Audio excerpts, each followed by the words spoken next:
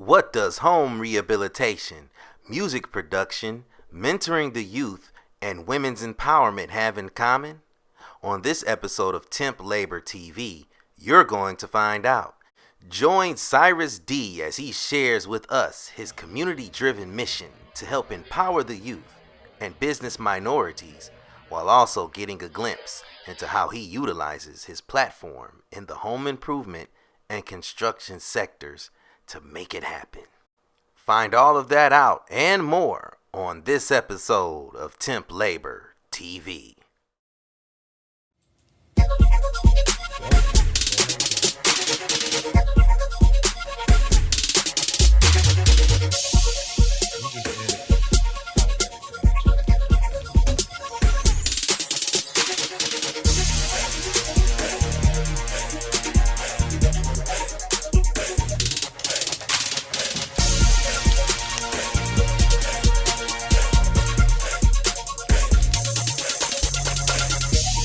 Yeah, TempLabor.org,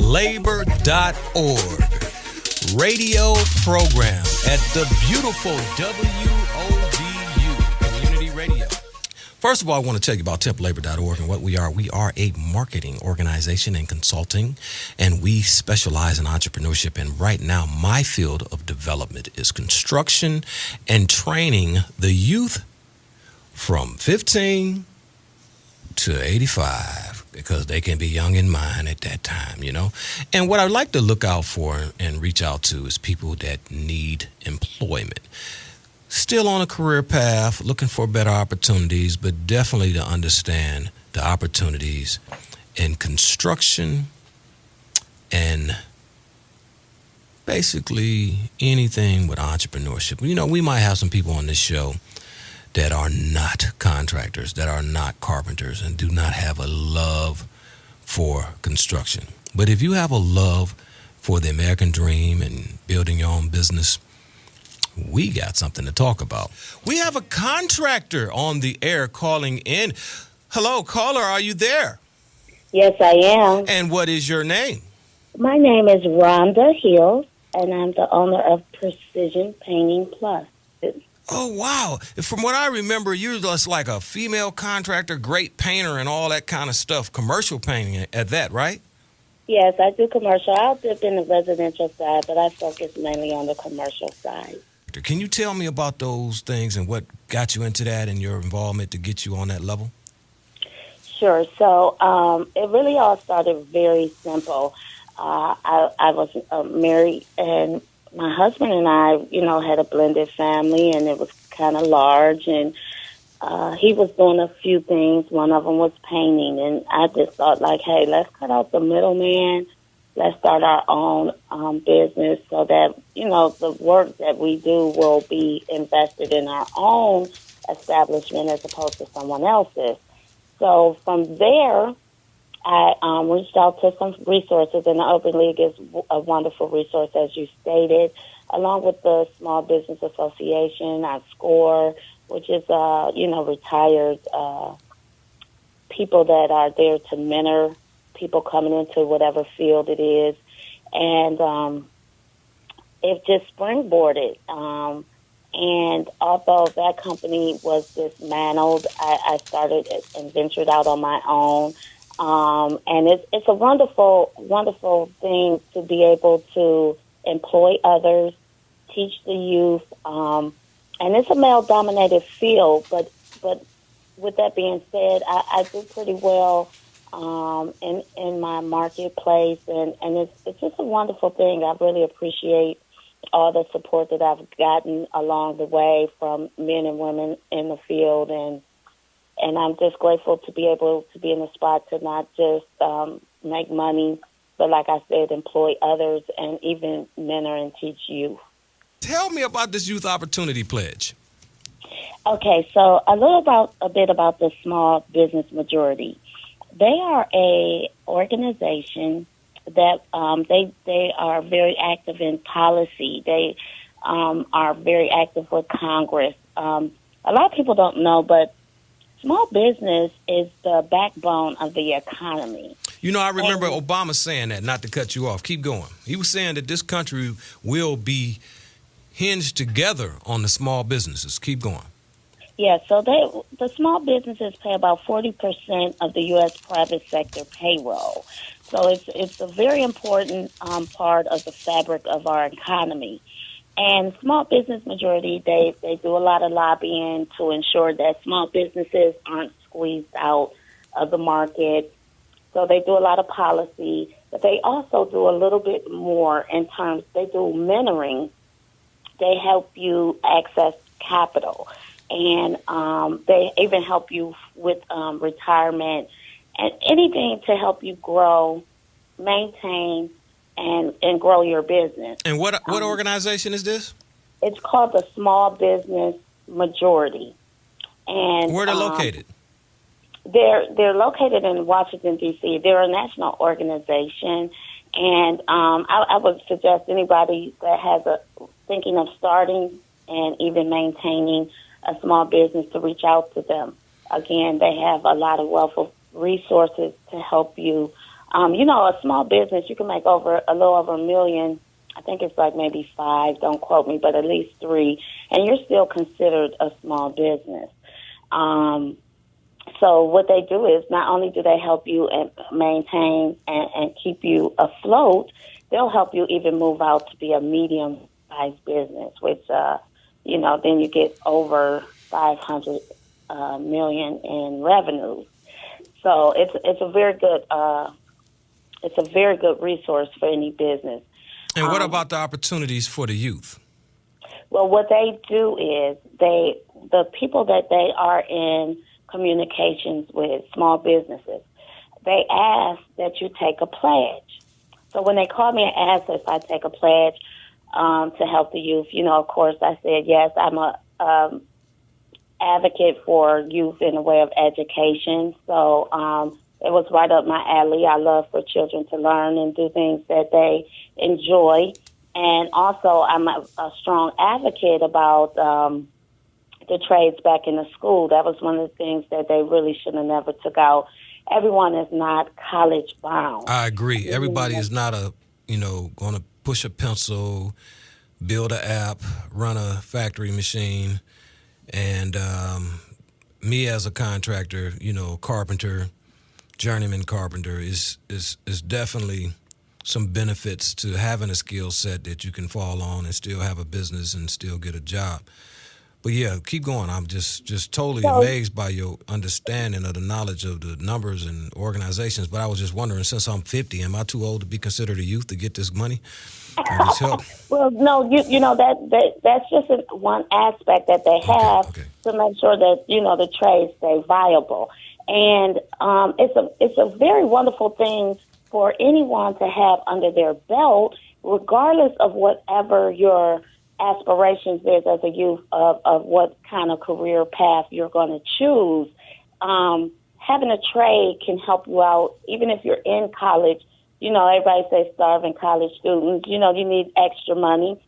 So if you can fix somebody's leaky faucet or paint somebody's room, those are little ways you can make little extra money as you go. Well, my grandmother said you should always have a vocation, which is your dream, and an avocation, which is your backup plan. And so I think the trades are a wonderful way to have a backup plan to be able to make money. You can make money on your own. You can make money on the side. You could be an employer. It's a wide range of opportunities there. And most kids are very good with their hands anyway, And so, and then they get great satisfaction when they have raw materials.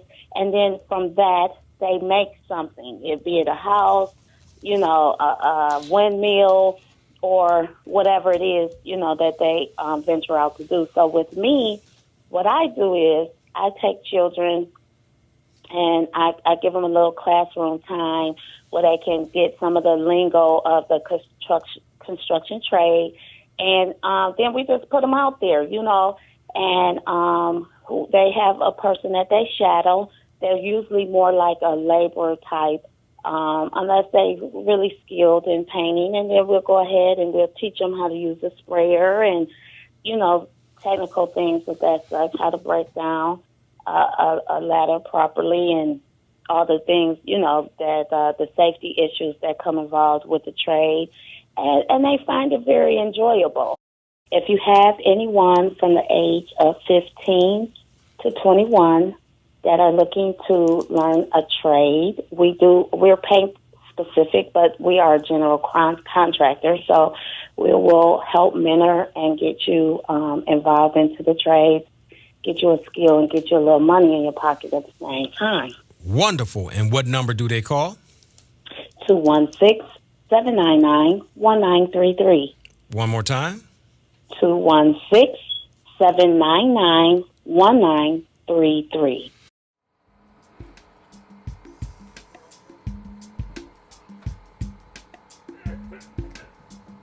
When he's not on the radio, Cyrus works in the field at various sites for construction and home rehabilitation.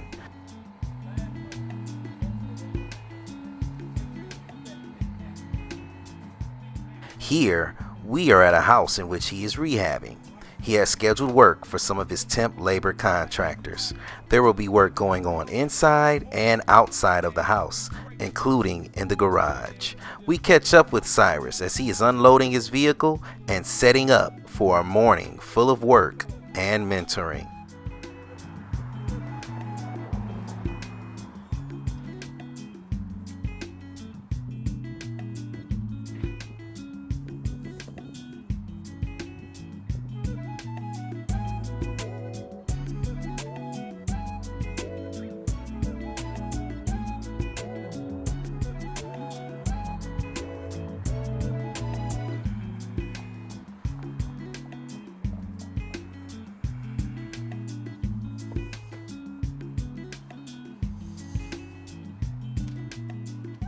While he's doing that, we find out a bit about his goals for having temp labor in the field on some of his projects.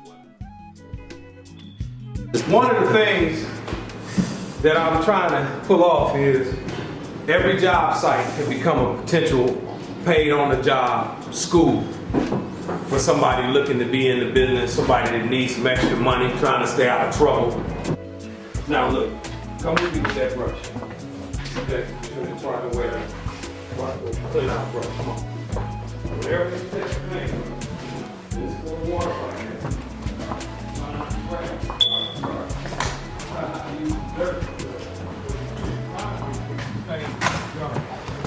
First thing you do is throw it down in dirt.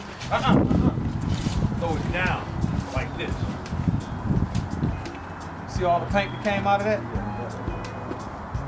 So look, throw it down. See all the paint that came out of that? Throw it down. Grass, when it washes away, ain't no problem.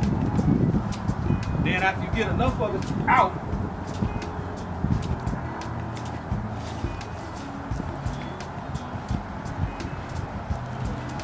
do like this. Okay? It's old school. That's how you clean a brush. I do everything but that. With the spin? Yeah.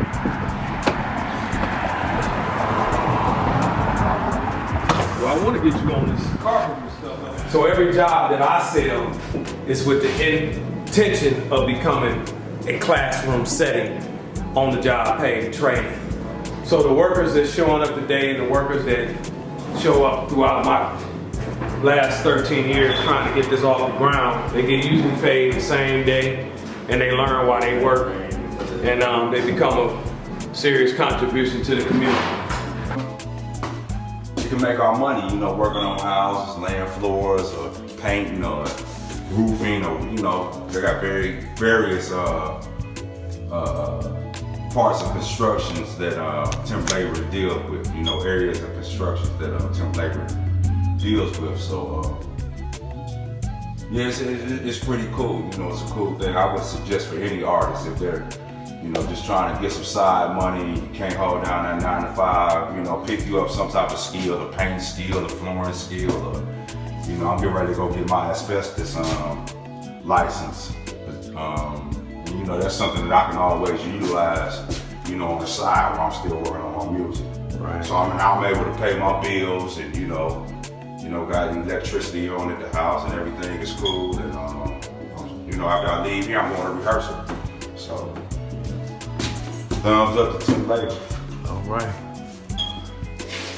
You know, working like this, one of the primary benefits of being able to work like this and, you know, being an artist and being a musician, you know, first the freedom of just like, I'm up here by myself and I'm painting right now, so I can still, in my mind, think of songs and sing my songs, listen to my music, you know, work on my craft while I'm still, you know, working, making money. And these jobs are like, you know, I'm not locked into a 9 to 5, so I can come work for them. I can come work for TempLabor as much as I want to, but if I gotta go out of town and perform, it's no issue, you know. Up the management here, they understand that, you know, we're artists, and then when we have to go out of town or do what we have to do, we go handle our business, and when we need to make money, we come back and we can make our money.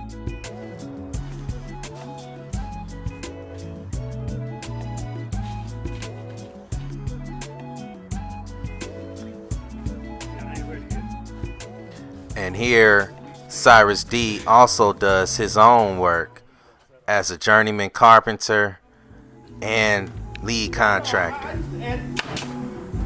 As you can see, he's steady teaching while he's working. And right now he's working on shoring up a garage at a property while other painters are working inside and doing clean out. Shooting their own stuff.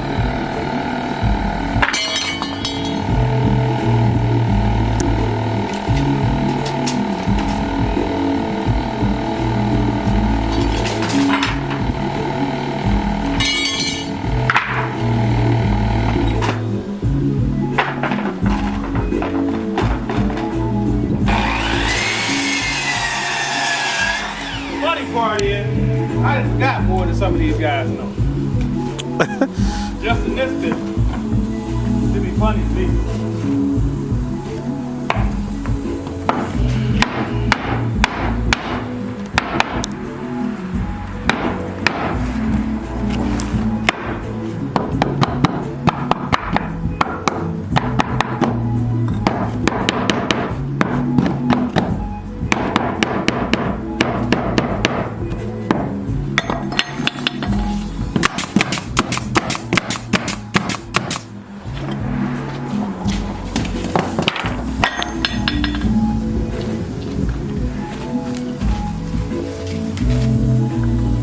Painters will come back and cut this, paint this. But what they having is they having some major water issues at the bottom of the garage, which is eating up the wood. So we're gonna put treated wood, which is this grain, that'll take the place of something that'll rot real fast and save the garage rather than what he asked me to do, which was replace all the walls, which would be, dude, that's a $3,000, $4,000, $5,000 job. You do not want to do that. But of course, I got another customer with a $4,500 job. They want all the rafters replaced and the whole roof re-roofed. And I will do that. But I don't take my customers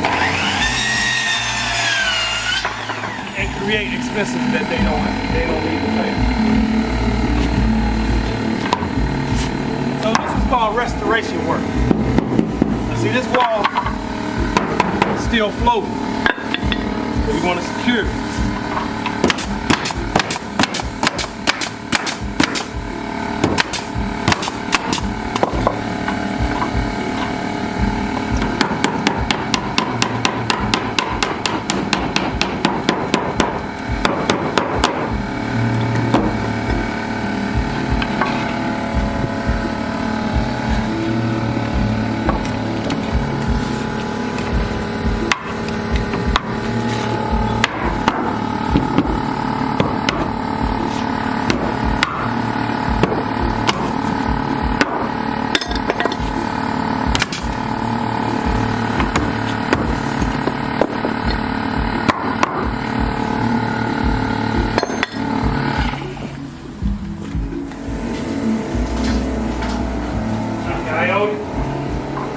Yeah. Even though I have TV, even though I have the power to put myself on TV, I usually put other people in front of me, just as a producer. Why? Because it ain't all about me. That other reason, I let God lead this. You see what I'm saying? I like to show what other people can do. Right. That's the power of being on TV for 15 years. You learn to respect it. Some people say, man, why you ain't charging to put them on TV like that?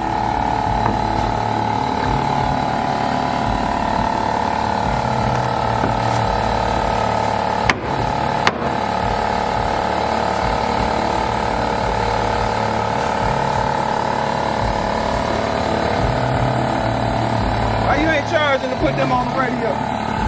I just fell out with guys because of that. Because I wouldn't charge. This your Tell me how to thing. run my business. Right. They vision and they supposed to make things.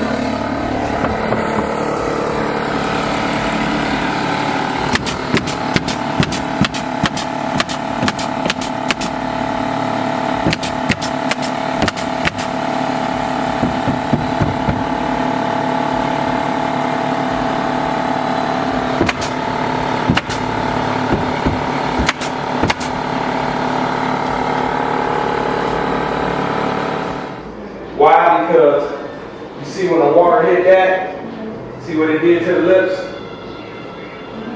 I don't want him to go through that. And what I had to get had to be the same color because of the wood in there, right? So I bought more expensive stuff that we don't have to put the phone down, we don't have to click it. All we got to do, and we're going to stick these 3 rooms. Upstairs, we're going to get the flow sheet at $60 a box because there ain't no water up there. And it'll never hit. They gonna have water down here regardless. They gonna have a lot of traffic. So we just gonna show you putting that down and doing what you do. Let's go grab a few boxes. We'll be back. We gotta go to the store. All right. The boy TempLabor, Cyrus D in the house. Oh, we watching these incredible female contractor, carpenter / entrepreneur, property owners. Don't let them slip you. Throw your hands up, piece up sign or something like that, Kevin. See what this girl doing? I would personally like to take credit for doing this for her, but I did absolutely nothing. They did it, okay? Grown men, ladies and gentlemen, these are carpenters extraordinaires doing what they do.